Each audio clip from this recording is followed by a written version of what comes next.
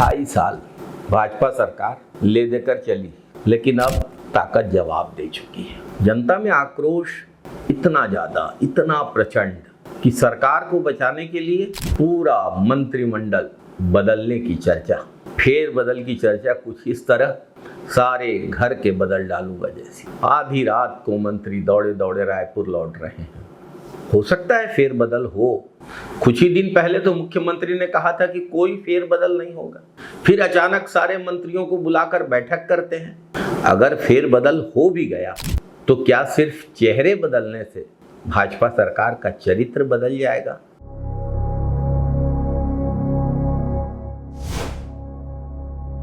ढाई वर्षों में भाजपा की सरकार ने आम लोगों की तो बात ही छोड़िए, अपने ही कार्यकर्ताओं को, अपने ही नेताओं को अपमानित और प्रताड़ित किया है। प्रदेश में वसूली, कमीशनखोरी, अवैध खनन, जमीन की लूट, भ्रष्टाचार का ऐसा जाल बिछाया गया है कि कोई भी विभाग इससे अछूता नहीं है। राजस्व मंत्री के क्षेत्र में एक अधिकारी खुलेआम कहता है, जो शिकायत करनी है कर लो, मेरा कुछ नहीं बिगाड़ सकते। और वाकई में उसका कोई कुछ नहीं बिगाड़ पा रहा है। अपनी ही जमीन पर कब्जा पाने के लिए दर दर भटक रहा किसान मजबूर होकर राजस्व मंत्री के विधानसभा क्षेत्र में राजस्व कार्यालय में जहर खाने को मजबूर होता है। क्या बिना सत्ताधीशों के संरक्षण के यह सब संभव है? प्रदेश की आज की तस्वीर, एक उप मुख्यमंत्री के क्षेत्र में तुरंत डामरीकरण हुई सड़क, हाथों से डामर उखड़ जाता है, ठीक से चिपकाया ही नहीं गया। दूसरे उप मुख्यमंत्री के क्षेत्र में नया पुल टूट जाता है, करोड़ों रुपए खर्च हो रहे हैं, लेकिन विकास कागजों में है, विज्ञापनों में है, तिहार में है, रीलों में है, समाचारों में है। जमीन पर तो भ्रष्टाचार की परतें उखड़ रही हैं, लोगों का विश्वास टूट रहा है और जनता रोज ठगी जा रही है। भाजपा सरकार के मुख्यमंत्री स्वयं एक आदिवासी है। कल ही कोरबा में बिना नोटिस दिए आदिवासियों के घर तोड़े गए। सरगुजा, तमनार, रामगढ़ की पहाड़ी पर आदिवासियों के जो हाल हैं किसी से छिपे नहीं हैं। आदिवासियों का जल, जंगल, जमीन का अधिकार लूटा जा रहा है, आदिवासियों का जंगल छीना जा रहा है।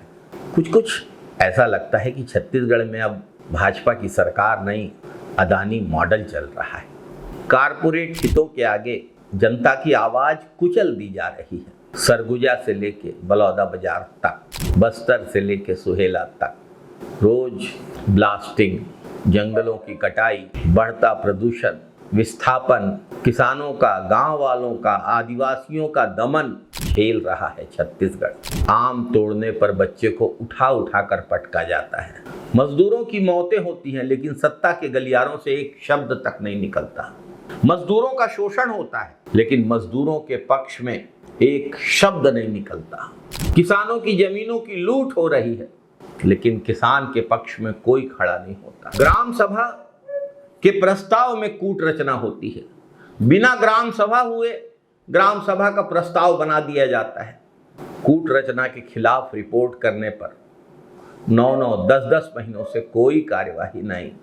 क्यों आम जनता के जायज अधिकारों से ज्यादा महत्वपूर्ण कारपोरेट का मुनाफा हो गया है? बात सिर्फ मंत्रियों की नहीं है, बात सिर्फ सत्ताधीशों की नहीं है, पूरी व्यवस्था पर सवालिया निशान खड़े हैं। प्रदेश में भाजपा सरकार आम लोगों के बजाय, किसानों के बजाय, मजदूरों के बजाय, गरीबों के बजाय, मध्यम वर्ग लोगों के बजाय भ्रष्टाचारियों, दलालों, भूमाफिया, रेत माफिया, उद्योगपतियों के हित में ही काम करेगी, तो फिर जनता क्या करे? जनता जवाब भी देगी, उतनी ही ताकत से देगी। भाजपा सरकार यह समझ ले, चेहरे बदलने से कुछ नहीं होगा जब तक नीयत नहीं बदलती। छत्तीसगढ़िया लोग सब देख रहे हैं, सब समझ भी रहे हैं और समय आने पर हिसाब भी करेंगे। अभी 2.5 साल में ये व्याकुल हैं सरकार का चेहरा बदलने पर। आने वाले 2.5 साल के बाद तो सरकार ही बदलेगी। छत्तीसगढ़ महतारी की जय। जय छत्तीसगढ़, जय हिंद, वंदे मातरम साथी।